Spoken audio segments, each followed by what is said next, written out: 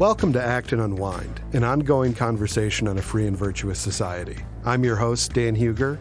Eric Cohen is out this week. Thank you for listening.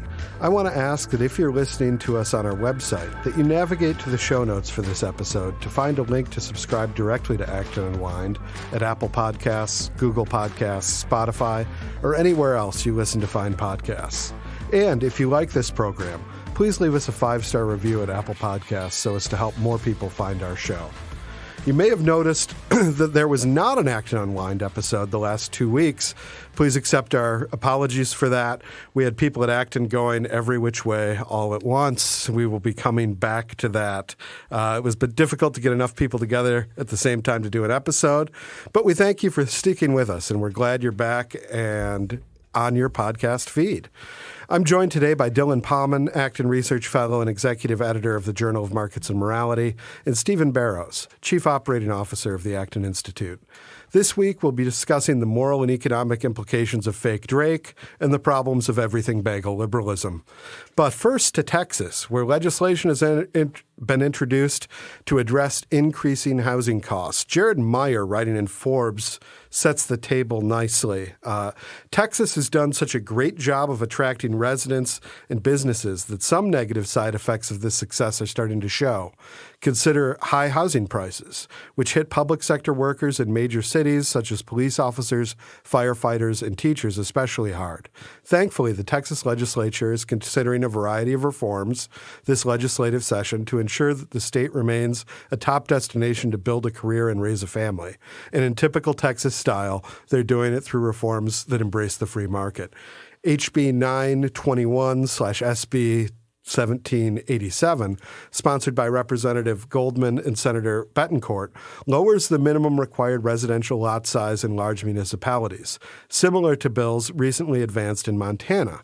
In other words, the bill allows developers to get permits to build houses on smaller lots, which would lower housing costs by increasing supply in high-cost areas. Meyer points out some good reasons to believe that such a policy would have a positive effect, noting that, quote, about 25 years ago, Houston reduced its minimum lot size for central neighborhoods from 5,000 to 1,400 square feet.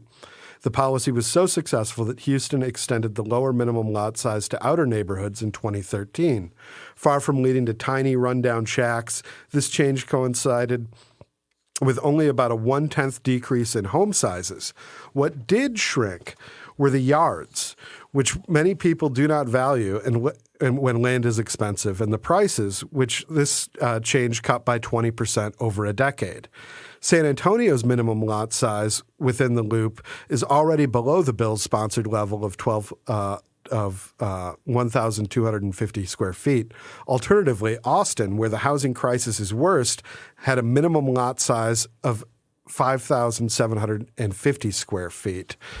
Gentlemen, we have been plagued, sort of the modern cost disease that we see in education, housing, and healthcare. These are all intensely regulated sectors of the economy.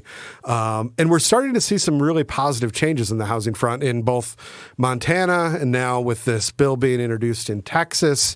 There's also another bill sponsored for the upcoming Texas legislative session about sort of legalizing the sort of mother-in-law apartments, like smaller units in the backyards of residences. What do you make of these developments? First, is this the right direction? And second, are there sort of moral implications to this sort of policy? So maybe I'll begin with some of the economic dimensions of this. And as a general rule, the deregulating of housing burdens and construction burdens and so forth is critical to being able to supply to match what people need in a particular metropolitan area. And you highlighted it when you said it's going to more than likely increase the supply. And, there are areas, especially on the coast, where this is even more urgent. And you can find places like San Francisco where it's just virtually impossible to get around some of the bureaucratic hurdles to creating new construction or making sure that it complies with whatever the latest NIMBYism, not my backyardism, that happens in these regions. And in the end, I think that what we're seeing here in Texas hopefully will be replicated across other portions of the country. When you think about it, this is becoming even more urgent insufficient for a variety of reasons. Right now, we're seeing a decline in people's willingness to vacate their homes or sell them, because typically people who have been in the housing in a home have been able to lock in a very low interest rate. Okay, yeah. And now interest rates are increasing. And so when interest rates are increasing, people don't want to give up their low interest rate and have to move and find another location and get a higher interest rate mortgage. So the way you resolve some of that lack of churn in the housing market is not going to be through trying to figure out a way to get people to sell their homes, but it's really going to be by creating new construction. And so to the extent that you can remove some of the bureaucratic and regulatory hurdles that prevent and deter new construction, that's the first step, and even more urgent now, I think, given what's happening with interest rates. Yeah, absolutely. And you see particularly, Montana and Texas are two examples where you've got a lot of population transfer from other states into those states. We face different challenges in Michigan. We got net migration out of the state, but it's particularly crucial for these states that are experiencing stark population increases. Yeah, and I would definitely echo that. I think any policy that can encourage the building of more homes is really key to solving our crisis. And this comes up on the bottom income side a lot. There's advocacy for we need more low-income housing and that sort of thing. And I think in some cases that there might be a place for that. But some of it, I think, is actually just a symptom of our very bad regulatory environment. So part of it is things like, restrictions on lot sizes like they're dealing with in Texas. Some of it is our tariffs on Canadian lumber and, ridiculous things like that are making the cost of building materials prohibitive. But if you increase supply of houses, it doesn't matter if you build more mansions, there will be more houses. And if there are more houses, someone who is in the $500,000 house, who their income has grown over the last 10 years or whatever, might start looking at $1 million house. Well, then what do? They sell their $500,000 house. So then somebody, so on and so forth. I hate to use the term because it has a bit of a stigma to it, but there really genuinely, honestly is a trickle-down effect to this. And that's a great thing. And it's not even just home ownership. So rents track with home prices. And in fact, that's one of the things not told. So there's a homeowner tax credit that actually is kind of a wash. Like, it's good for sellers. It's but all it does is jack up home prices basically, because people factor in the tax credit into the price of the house, and so it's kind of a wash for home owners and sellers, but it's not a wash for renters because the price of living goes up, and so the price of rents go up. So even if someone is not going to be able to buy their own home in the next 5 or 10 years, it may still benefit their cost of shelter. It may still benefit the person who is on the edge and is really worrying about how am I going to afford, to make my rent payment, whatever. Suddenly you look around, and if 10% of your renters are now homeowners, now you have 10% more stock in the apartment, in the renting, or other kind of rental market, and the price is going to drop because the demand won't quite be there, and the people who want to rent those properties are going to have to lower the rates in order to attract renters. So this is something that is huge, and there's absolutely a moral side to it. People need shelter, right? That's where, the motivation behind we need to build more low-income housing sort of thing, usually with a lot of government subsidies, that kind of thing. I don't think that would be necessary if we had a different regulatory environment. And if we just made building more forms of shelter, preferably really high-quality ones, rather than, some of the stuff, it does turn out okay, but it's kind of a mixed bag as far as the low-income designated stuff. And I think it's huge, and I really hope the rest of the country takes notice, and I hope that people realize that there's actually a lot more we could be doing than even what's going on in Texas. So what are the common objections you get to policies like this, policies that increase density? As, Stephen brought up San Francisco. And, I think most Americans of a certain age, probably Dylan and I's age or older, remember the show Full House, which has this very, this, 2-story house on this hill with a view of the Golden Gate Bridge. And it's this beautiful family-style home that the family stacks people in like cordwood, like the uncle's in the basement, the other uncle's in the attic with his wife and 2 kids. And there's interesting tensions in Full House itself, noting that this is a phenomena that sort of housing causes. But there's a lot of people that, they fear their neighborhood will turn into Megacity 1, and that you'll have, these giant brutalist concrete structures go up and people will be warehoused like cordwood. What do you say to those folks who see this as threatening to an aesthetic sensibility or a lifestyle that they feel they've cultivated, that they feel that they bought into, and all of a sudden rules change and their neighborhoods may change? Well, there is a certain dimension of this where if the rules change midstream, then suddenly that's a risk you have to assume as a homeowner, right? What are the rules of the game now versus what they could be during a different regulatory regime? So it applies to all sorts of avenues or aspects of our life. Something you could think of by way of analogy is technology is also disruptive, right? So somebody does something, they invest, next thing you know, they find out that their investment's not as worth as much as they used to think that it would be.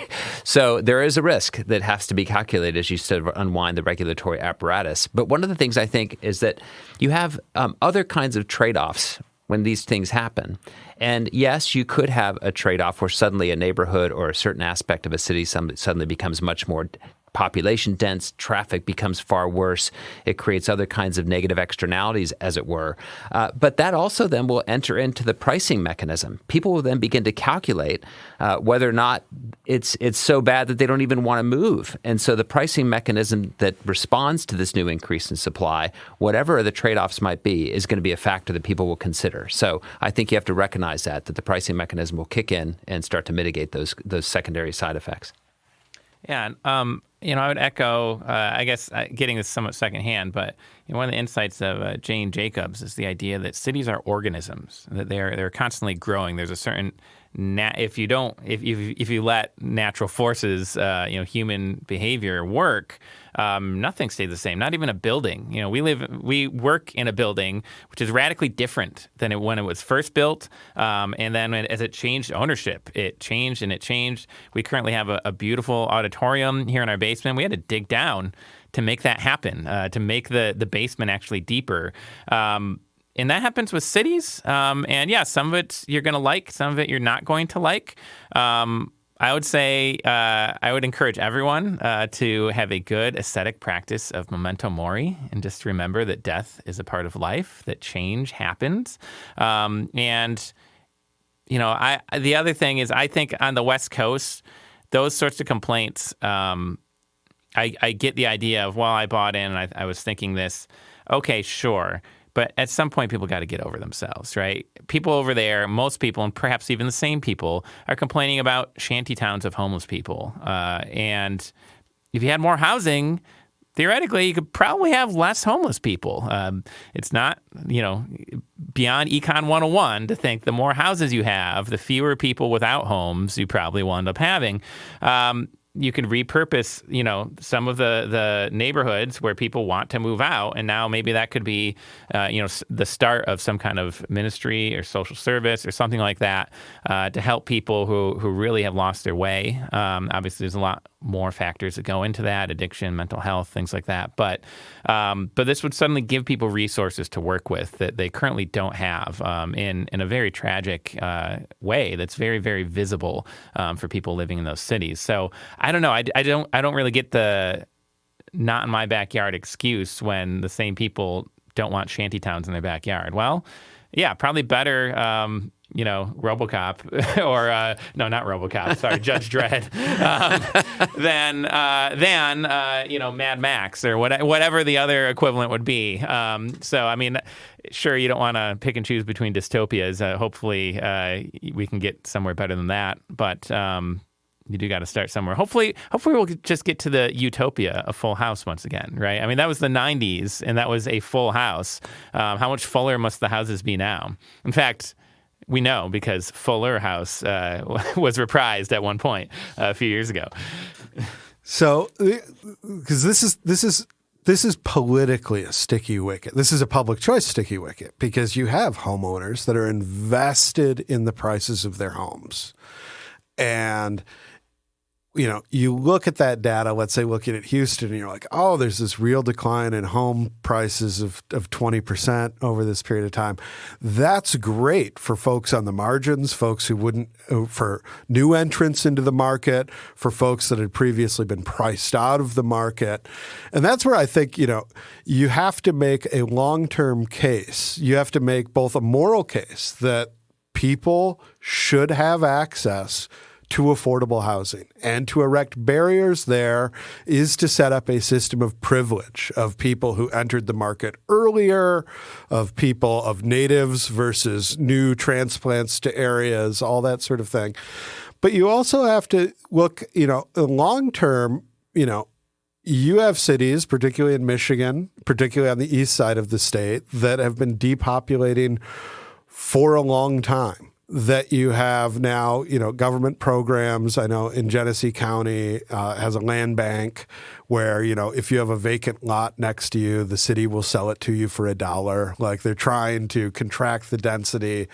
And you run a risk if you try to perpetuate what's always been. The world is going to change outside of the housing market, larger structural changes in the economy, and emerging markets, new centers of talent, and you can wind up with very troublesome problems on the back end if your city does not remain vibrant and open to new developments. So I think that longer term view is also necessary. That's right. We turn now from very real public policy to a very fake Drake. Our new AI overlords have never sounded so smooth as Joe Coscarelli reports in the New York Times, quote, "For Drake and The Weeknd, two of the most popular musicians on the planet, the existence of the song Heart on My Sleeve, a track that claimed to use AI versions of their voices to create a passable mimicry, may have qualified as a minor nuisance, a short-lived novelty that was easily stamped out by their powerful record company.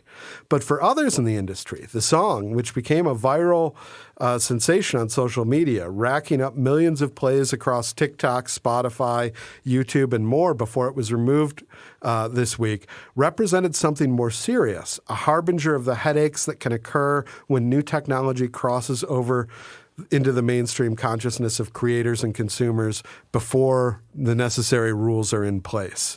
Heart on My Sleeve was the latest and loudest example of the gray area genre that has been exploding in recent months. Homemade tracks that use generative artificial intelligence technology, in part or in full, to conjure familiar sounds that can be passed off as authentic, or at least close enough. It earned instant comparisons to earlier technologies that disrupted the music industry, including the dawn of the synthesizer, the sample, and the file sharing service Napster. Yet while AI Rihanna singing a Beyoncé song or AI Kanye West doing Hey There Delilah may seem like a harmless lark, the successful, if brief, arrival of Heart on My Sleeve on official streaming services, complete with shrewd online marketing from its anonymous creator, intensified alarms that were already ringing in the music business, where corporations have grown concerned about AI models learning from and then diluting their copyrighted material. We've talked about intellectual property on this program before. We've talked a lot about AI, and it seems every week there's a new application that is concerning to some people and liberating and emancipatory to others. What do you make of this latest round of AI's entry into the music business? I'm still, I think, probably crystallizing my thoughts on the issue.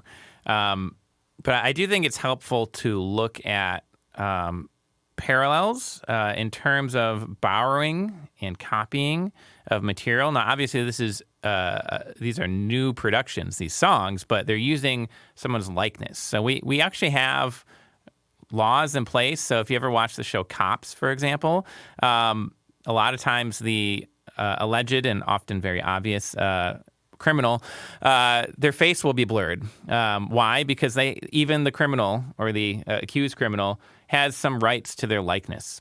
So I don't think it's even the case that we live in a world where there is no such rules of the game here. We just need to realize which rules exist.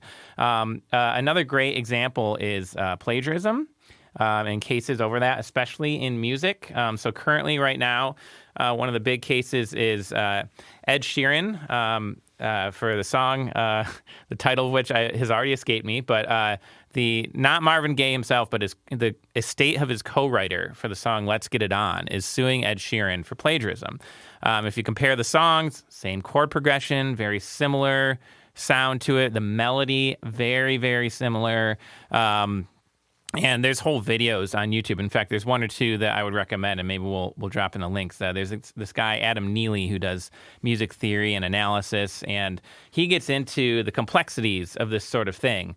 On the one hand, if you want to write a song in a specific genre, with music, very often that means you've got just a few chord progressions to choose from. You've got just a few beats to choose from. Because if you alter that stuff too much, suddenly it's not an R&B song anymore. It's some other kind of song. And so it's very common for artists to borrow from each other, to allude to, reference others. So, that would be maybe in defense of Ed Sheeran. You could say, well, it's an R&B song. Of course, he likes Marvin Gaye. There's even, in fact, a performance of him going from his song right into Marvin Gaye's Let's Get It On, because it's so easy to do that.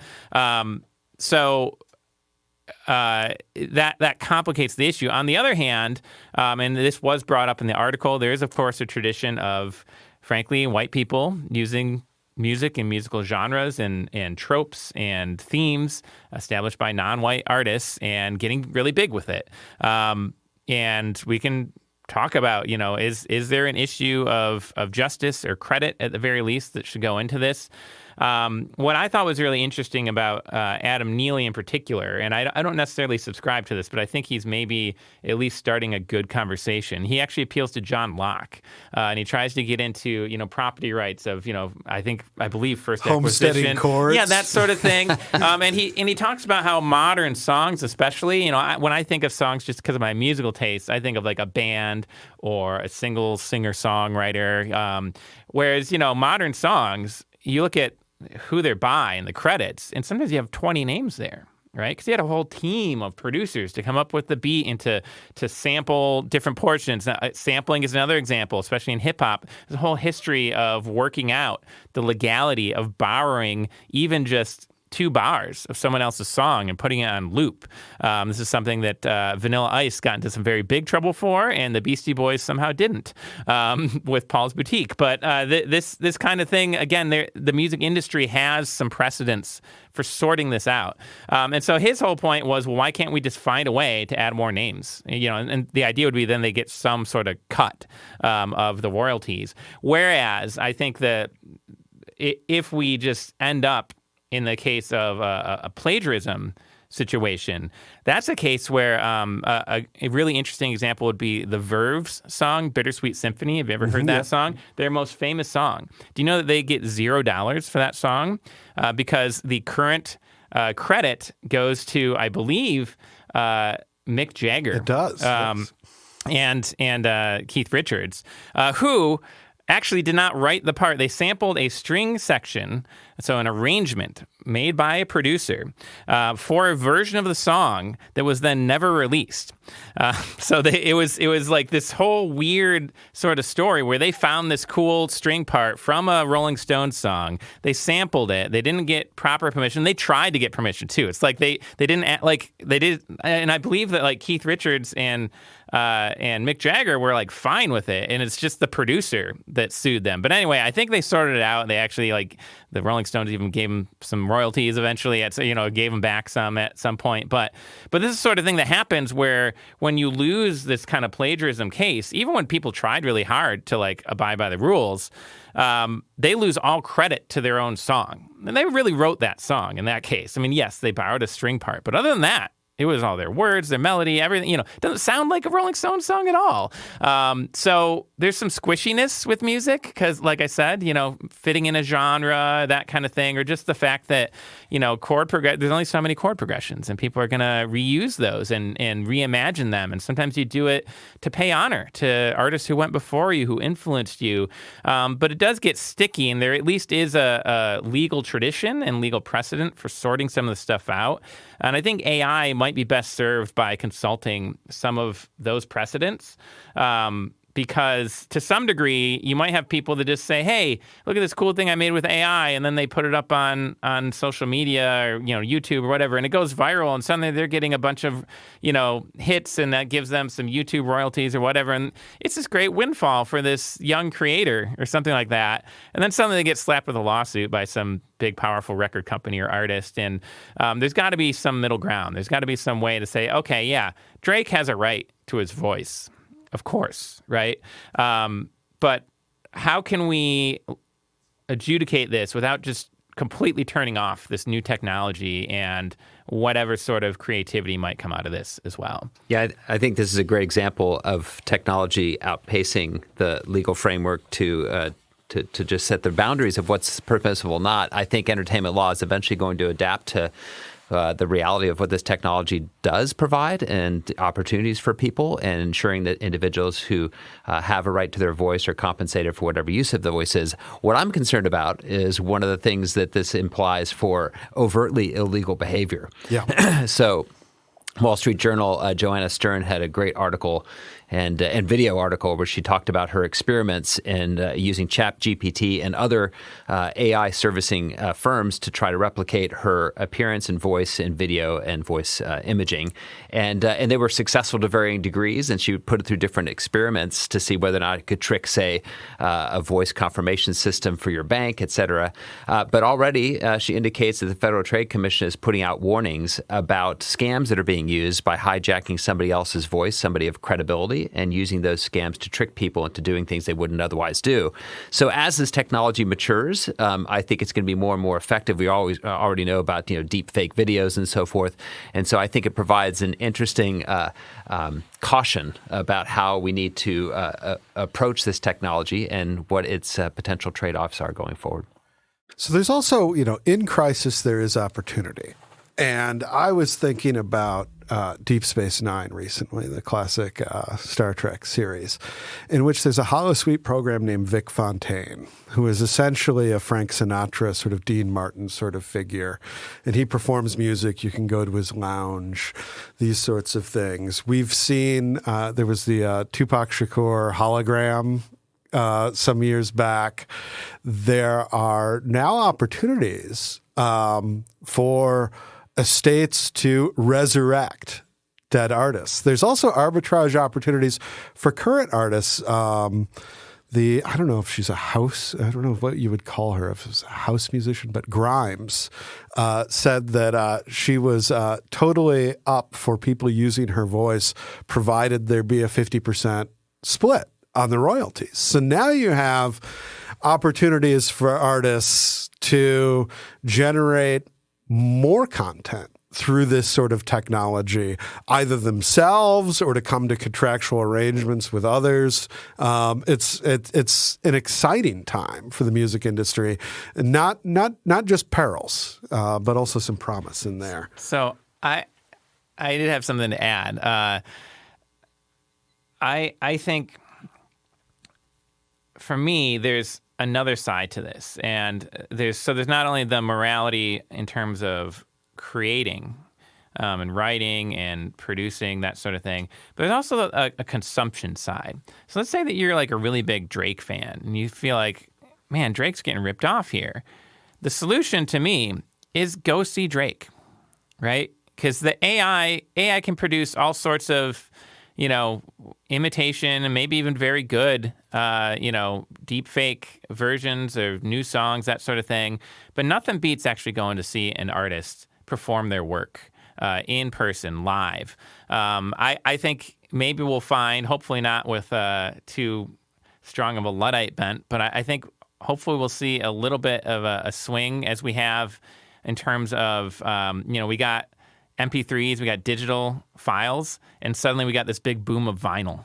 at the same time. Why? Because some people just really want to be able to put it down and hear the needle scratch and actually like get that analog sound. And I wonder if there'll be a little bit of a, to bend the meaning of the word a little bit, but an analog revolution in music that suddenly people just I want to hear a guitar and drums and voice that are all in the room, and I know that's those real live people, and that we suddenly realize that there's something unique about all of the flaws. It's like how do you tell that a diamond is real? You look for the flaw, right? AI is like cubic zirconium when it comes to music, right? And that's not bad. Some people, that's a really great thing. They can get some beautiful jewelry for someone they love because of that technology. But if you want the real thing, you got to be okay with some of those flaws, and you got to find the mediums in which those flaws still present themselves. Live performance being one, and perhaps certain instrumentation and recording that has of late gone out of fashion. And frankly, if I could just speak for myself in this case, being a fan of, say, someone like Sting, I would find an AI-generated Sting song to be an interesting novelty, but I would not be a repeat listener because there would be something inauthentic about it. And I just would think, oh, well, that's kind of creative. This person produced a Sting song, but it's just not Sting.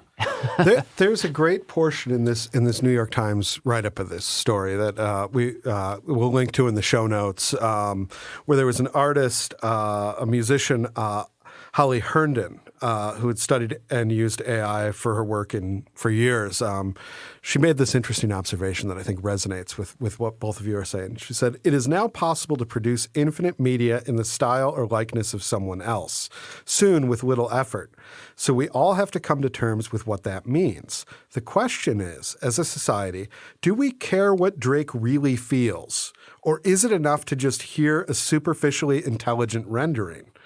For some people, that will not be enough. However, when you consider that most people listening to Spotify are doing so just to have something pleasant to listen to, it complicates things." Yeah. There is a market for Muzak in addition to music. Right. And while I think there will always be that market for that authenticity, for that, there might be exploding opportunities in Muzak, reaching beyond elevator space. And by the way, it could become a complementary good, yes. Right? So you might find somebody that are first introduced to an artist by not the artist, but an artificial intelligence spin-off of that artist, and then they say, oh, that's actually pretty good. I want to listen to the real thing. So there is a potential there that's a positive back to the original artist. From AI moral quandaries and economic opportunities, let's turn to strained analogies in public policy. This sort of brings us back full circle. Last week, Matt Yglesias on his Substack Slow Boring brings up a thread his former colleague Ezra Klein pulled the beginning of last month in the New York Times, coining the phrase Everything-Bagel Liberalism to describe unfocused policy coming out of many progressive circles, which seeks to attain every policy objective all the time, all at once. The piece raised the ire of many bagel lovers as well as progressives. There was a whole active online dispute about the merits of everything bagels and what makes an everything bagel what it is. Yglesias points out that the analogy is not just about bagels, but that it's a reference to the Academy Award-winning film Everything Everywhere All at Once, whose plot features an everything bagel, quote unquote, that includes literally all of the multidimensional metaphysical possibilities. Contemplating this totality induces paralysis and insanity and drives the plot of this film forward. Yglesias relates this to sort of some of the Biden-era policies, where he talks about this is not as catchy as saying that the Biden administration needs to avoid the temptations of everything-bagel liberalism. But I think it's probably more accurate to say that rigorous policy analysis has become underrated, and that Biden in particular should listen to to orthodox economists and economics. When we talk about this in terms of housing policy, we touched on this. People want oh, it can't just be building more houses. There has to be a certain allotment of affordable housing. And a certain number of the contractors have to be from businesses that are minority owned. And all of the construction has to be carbon neutral. And what ends up happening is no new housing gets built, or negligible amounts of housing, or cost overruns make the housing maybe affordable on the one end, but on the end for consumers, but involve massive tax subsidies and government waste to implement. Iglesias continues, the basic fact that multiple objectives will dilute the efficacy of a subsidy program is one thing that might pop out of serious engagement with economics. But the same basic issue recurs in other areas. The White House continues to fight out in court over a student loan forgiveness program, whose now obsolete premise was that the country needed economic stimulus. We're well past that point.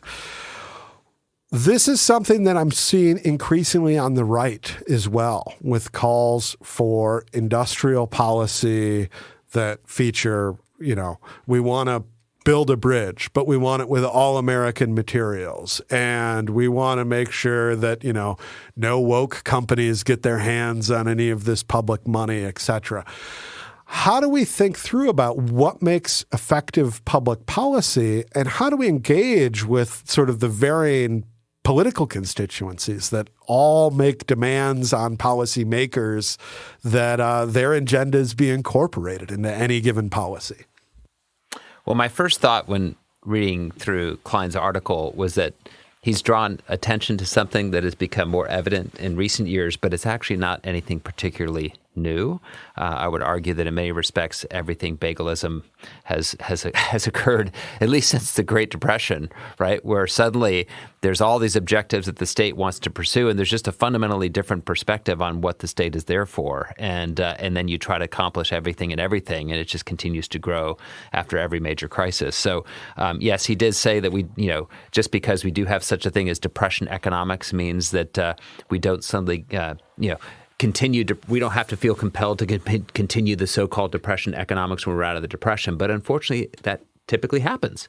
And so, in the end, policy is very complex because you're dealing with a political apparatus, you're dealing with different constituencies, and oftentimes competing goals. And I think it's not surprising at all that oftentimes those goals conflict with one another. At the risk of straining this a bit, I think the responsibility of any good housing policy is to increase the number of houses in housing. And we should look at anything that is conducive towards that is good, or at least as serving that purpose. And anything that detracts from that as bad, whatever the framing of the causes involved. I think we should care about, things like minority-owned companies and whatnot. Certainly, we don't want a policy where the government says, okay, we're only going to use white-owned companies. Yeah, that would be terrible, right? But if it's just simply we're going to use whatever company is going to give us the best deal for the highest quality product, that's the way it should be. And everyone has an opportunity if that is the criteria. Throwing in all of these other things into whatever the policy is, whether it's housing, environment, all these kinds of things. I more or less agree, not with every detail, but when Iglesias, talks about how, even subsidies, something that I generally am against on principle, if you're going to do a subsidy, it should be as hyper-focused as possible. It should not be, we're going to have a subsidy for everything. Subsidy for everything is ultimately kind of a subsidy for nothing. So if you're going to distort the market, distort it really well. Focus on doing that. And better yet, just deregulate it and let the market work where that is feasible. And something like a problem like housing is exactly one of those areas in our economy. Yeah, and the whole everything bagel thing, yeah, it may be a little bit of a strained metaphor, but I look at, and maybe this is just my own, bias, but I don't think, I think Joe Biden has always been an everything bagel, at least as far as I have encountered him. Look at his campaigns, at least his more recent ones. It's always, we're going to we're going to clean up the environment. We're going to get people back to work. Well, we're also going to cure cancer. Like, he literally said he's going to cure cancer. Like, everything that anybody could want. I mean, to some degree, this kind of gets in the way of maybe it wasn't Iglesias. No, this was Roy Wood Jr. At the White House Correspondents' Dinner over the weekend. Comedian Roy Wood Jr., he gave his little monologue. And one of the things he said is, what you're supposed to do, I don't actually recommend people doing this, but he said, like, politicians know what you're supposed to do is promise people a ton of great stuff and then not deliver on any of it.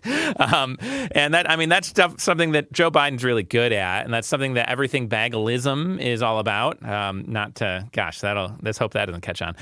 But it is something that's really, really tempting. But I do wonder, and I think I would be interested to see if we don't have such a contentious election, which it looks like we maybe will. So maybe this won't be a good test case in 2024. But Eric Cohn, our director of communications, talks all the time that if your audience is everyone, then your audience is no one. That whatever your product is, it's not going to sell because you just can't possibly please everyone. And I do think there's a huge danger, especially on the left right now, but it's growing on the right, as you pointed out, of trying to craft policy that's just going to serve every possible interest group, at least within your, side of the political spectrum. And I don't know that that's the way that you actually build a winning coalition. I certainly don't think, and I agree with Iglesias, it's not the way you actually solve real problems in the real world. I think you got to tackle them one at a time. You got to have focus. You got to have actual understanding of the problem, and you should care about other things.